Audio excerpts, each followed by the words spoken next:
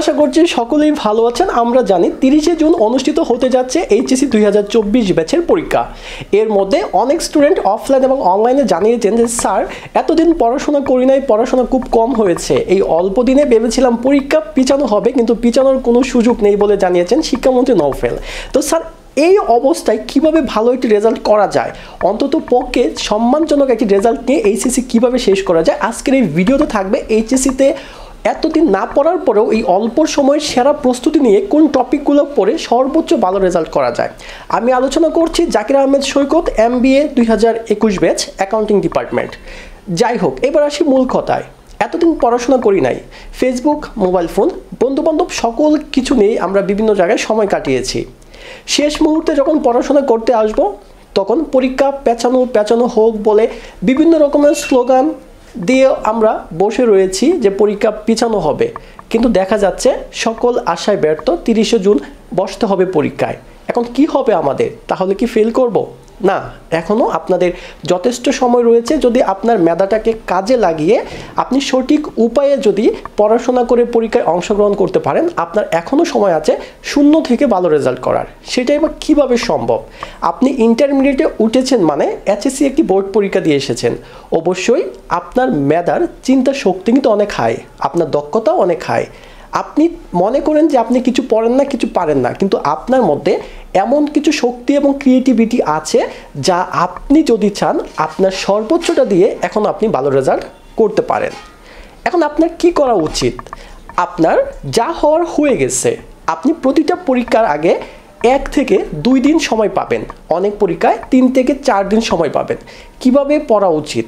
এই অবস্থায় আপনি বিগত সালে 23 সালে আপনি যদি ঢাকা বোর্ডের স্টুডেন্ট হয়ে থাকেন তাহলে ঢাকা বোর্ডের প্রশ্নটাকে বাদ দিবেন, বাদ দিয়ে বাকি যে বোর্ডগুলো রয়েছে 7টা বা 8টা, ওই বোর্ডের 23 সালে প্রশ্নগুলো অ্যানালাইসিস করবেন, ওই 23 সালে প্রশ্নগুলো পড়বেন। ওই 23 সালের প্রশ্নে যে জ্ঞানমূলক প্রশ্নগুলো আসছে, অনুধাবন প্রশ্নগুলো আসছে, একটু চেষ্টা করবেন মুখস্থ রাখার।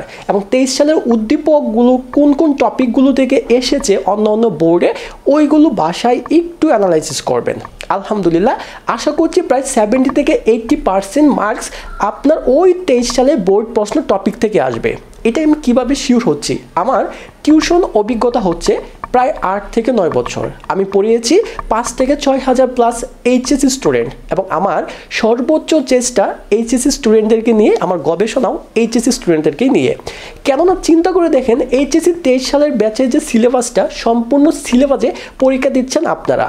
অন্য অন্য বোর্ডে 23 সালে যে প্রশ্নগুলো এসেছে সেম সিলেবাস থেকেই প্রশ্নগুলো করেছে, এবং একই সিলেবাসের প্রশ্নতে কিন্তু আপনারাও পরীক্ষা দেবেন। সো অনলি 23 সালের বোর্ড প্রশ্নগুলো যদি আপনারা অ্যানালাইসিস করতে পারেন, 100% নিশ্চিত থাকেন ওই টপিকগুলোর উপর থেকে কিন্তু আপনি পরীক্ষার হলে কমন পাবেন।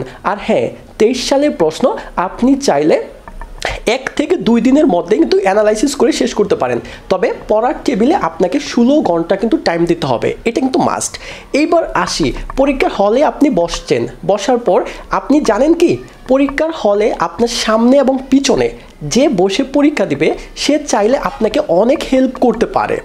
যদি পরীক্ষার হলে বসার পর তাদের সাথে একটু ভালোভাবে কথা বলে বন্ধুত্ব স্বরূপ আচরণ করে নেবেন, এবং তাদেরকে বলবেন যদি একটু চেষ্টা বা সুযোগ করা যায় যেন আপনাকে পরীক্ষার হলে একটু হলেও হেল্প করে, যেন HSC আপনাকে আর দ্বিতীয়বার দেওয়া না লাগে। আর হ্যাঁ, আপনাকে বাসায় চেষ্টা অবশ্যই করতে হবে।